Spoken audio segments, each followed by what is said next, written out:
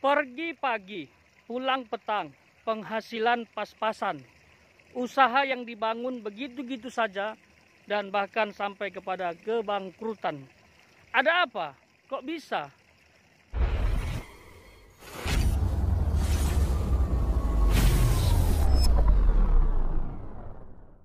Shalom, sahabat KP yang berharga di mata Tuhan. Pada kesempatan ini saya ada di satu tempat yang luar biasa, ya, penuh dengan kehijauan indah, ya. Ini suasananya alam, ya. Di sore hari saya memilih tempat ini untuk ya menikmati alam dan sekaligus membahas ya beberapa hal yang terkait dengan bisnis atau usaha. Dan bisa juga karir atau pekerjaan. Bagaimana sahabat KP, pekerjaan atau usaha sahabat saat ini? Ya, silakan isi pendapat di kolom komentar ya. Dalam pertemuan berikutnya saya akan doakan ya supaya pekerjaan dan usaha sahabat itu berkembang sekalipun di masa Covid. Nah, saya melihat banyak sekali orang berusaha berjuang ya dengan keras untuk membangun karir, usaha, pekerjaannya, tapi kok begitu-gitu saja ya. Bahkan ada yang sampai gulung tikar ya. Kita tahu di masa pandemi ini ya tantangannya lumayan berat daripada masa normal ya, seperti itu. Nah, timbul pertanyaan ya, kenapa bisa terjadi? Ya, sudah berjuang dengan keras, dengan semangat, ya, segala kekuatan upaya sudah dikerahkan, tetapi usaha tetap tidak maju. Lalu orang selalu mengkambing hitamkan pandemi atau corona. Ya, bisa menjadi salah satu faktor ya, tetapi jangan selalu menggunakan pandemi atau corona sebagai kambing hitam yang menyebabkan usaha atau bisnis seseorang itu tidak jalan atau tidak berkembang, bahkan mungkin sampai kepada kebangkrutan. Itu disebabkan dua garis besar ya. Yang pertama ya, mungkin orang itu ya kurang belajar ya. Kalau bahasa hambanya Daud Tony, goblok ya. Saya tidak mau gunakan kata goblok, tapi kurang belajar. Jadi kita perlu menguasai ilmu ya yang berkaitan dengan usaha kita. Tidak boleh berhenti belajar dan tidak boleh berhenti untuk menggali. Ya, saya pernah belajar terkait dengan hal ini. Namanya entrepreneurship ya. Entrepreneurship atau kewirausahaan. Nah, ada 5 langkah yang pernah saya pelajari dalam membangun bisnis atau usaha ya. Yang pertama ada exploring. Kita menggali banyak hal terkait dengan produk yang akan kita hasilkan atau bisnis yang akan kita bangun. Lalu ada planning setelah melakukan exploring ya. Ya, itu perencanaan. Lalu ada doing ya. Ada aplikasi atau penerapan untuk menghasilkan sebuah produk ya. Kita harus eksperimen, itu dia ya, mencoba untuk menerapkan apa yang sudah kita gali dalam exploring dan planning. Lalu yang keempat adalah communicating.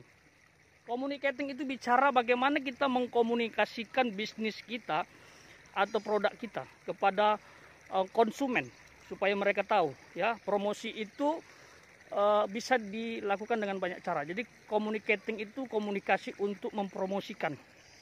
Apalagi zaman sekarang itu wah, dunia sudah berkembang, gadget sudah menjadi alat yang penting untuk mempromosikan ya. Bisa melalui medsos ya, banyak medsos yang bisa jadi alat untuk mempromosikan bisnis atau produk kita, seperti itu. Dan yang terakhir reflecting. Reflecting ini adalah kita harus merefleksikan segala sesuatu yang sudah kita lakukan di langkah pertama sampai yang keempat. Gitu dia. Ada reflecting artinya kita harus mengevaluasi, belajar. Mungkin ada kesalahan saat menerapkan atau saat membangun usaha atau bisnis. Mungkin ada kesalahan di situ ya. Nah itu dia, jadi harus banyak belajar sahabat. Lalu malas disinggung oleh hambanya juga ya. Banyak sekali orang malas, jadi setengah-setengah membangun bisnis itu, ini juga masalah besar. Alkitab bilang orang yang malas ya belajar kepada semut ya. Jangan malas ya. Lihat tuh semut, dia bisa mengumpulkan makanannya ya di saat melimpah makanan untuk dikumpulkan, dan juga dia menimbun, dan kalau makanan tidak ada untuk diambil, mereka bisa makan dari makanan yang pernah mereka timbun. Itu semut ya. Nah, jadi hati-hati dengan dua hal ini ya. Jangan merasa pintar, harus banyak belajar, dan juga jangan malas ya. Kita punya waktu 24 jam, itu harus bisa dibagi dengan baik ya, untuk membangun usaha atau karir kita ya. Jangan kebanyakan tidur terus. Bermimpilah saat bangun, bukan bermimpi saat tidur ya. Banyak orang saat ini bermimpi saat tidur, begitu bangun dia tidur lagi dan mimpi lagi, itu salah. Tetapi bermimpilah saat bangun ya, itu yang benar. Lalu yang kedua, hambanya membahas terkait dengan kutuk ya. Kutuk yang kita tanggung karena generasi sebelum kita ya. Makanya pelajari silsilah atau garis keturunan sahabat KP dimanapun berada ya. Barangkali nenek moyang kita dulu pernah membangun relasi dengan iblis, sehingga seluruh keturunannya itu menanggung kutuk seperti yang disampaikan hambanya. Kenali ciri-cirinya ya. Seperti yang disampaikan hambanya tadi, ada fenomena alam, termasuk fenomena yang tidak wajar, ada penampakan, ada burung gagak, burung hantu, dan lain sebagainya. Tentunya atmosfernya tidak akan damai ya untuk kita jalani ya. Kita pasti pekalah, apalagi anak Tuhan ya. Seperti itu. Kalau ada, nah harus berperang melawannya. Tidak harus ke hambanya evangelis Daud Tony ya. Tapi kalau memang mau ke hambanya silahkan. Bisa mengikuti Zoom melalui Zoom hambanya Pastor Michael Gunawan atau Pastor Thomas Chandra. Bagi yang mungkin belum pernah tahu ya.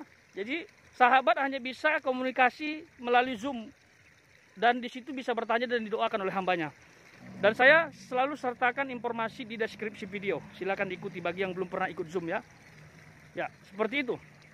Nah, kalau tanpa melalui hambanya juga bisa. Doa saja seperti yang diajarkan oleh hambanya ya. Karena semua orang percaya adalah imamat rajani, harus beriman percaya Tuhan bisa memberi kuasa melalui siapapun. Tidak harus melalui imam atau pendeta. Ya, doa yang diajarkan hambanya seperti ini. Darah Yesus hancurkan kutuk. Darah Yesus hancurkan mantra. Darah Yesus bebaskan dari yang jahat. Demi nama Yesus bebaskan. Amin. Itu doa simpel. Ya, kalau mau ditambahkan kata-kata nggak apa-apa. Yang terpenting kan bukan kata-kata doanya, tetapi iman si pendoa. Gitu ya. Jadi silahkan terapkan hal tersebut. Apakah itu karena kurang belajar atau malas atau memang kutuk. Pahami indikasinya dan berperang untuk melawan segala tipu muslihat iblis. Yesus itu berkuasa, gunakan namanya. Ya, sekali lagi isi pendapat di kolom komentar apa usaha sahabat ya atau karir yang sedang dikerjakan, agar pada pertemuan berikutnya saya doakan supaya Tuhan memberkati sahabat KP dimanapun berada.